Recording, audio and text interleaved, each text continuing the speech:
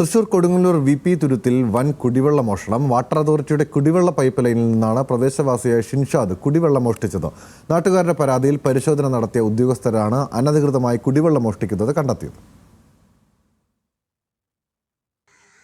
കുടിവെള്ള ദൗർബല്യം ഏറെയുള്ള VP തുരുത്തിലാണ് മാസങ്ങളായി കുടിവെള്ള മോഷണം നടന്നത്. പ്രദേശവാസിയായ ഷിൻഷാദ് നടത്തുന്ന മണൽ വിൽപ്പന കേന്ദ്രത്തിലേക്കാണ് അനധികൃതമായി വെള്ളം എത്തിച്ചതും ഉപയോഗിച്ചതും.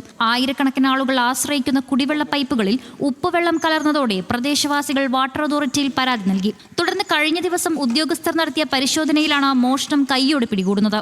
വാട്ടർ അതോറിറ്റിയുടെ മെയിൻ ലൈൻ ഒരു 75 mm PVC പൈപ്പിൻ്റെ ലൈനിൽ നിന്ന് അനധികൃതമായിട്ട് ഈ വീട്ടിലോട്ട് ഒരു കണക്ഷൻ ഒരു പൈപ്പ് സ്ഥാപിച്ചിട്ട് അതിൽ നിന്ന് വെള്ളം എടുത്തിട്ട് ഒരു 80,000 ലിറ്ററോളം വരുന്ന ഒരു ടാങ്ക് നിറച്ച് അതിൽ നിന്ന് മണൽ പുഴയിൽ നിന്ന് ഉപ്പ് മണലെടുത്തിട്ട് വാഷ് ചെയ്ത് വിൽക്കുന്നതാണ് ഞങ്ങളെ ശ്രദ്ധയിൽപ്പെട്ടിട്ടുള്ളത്.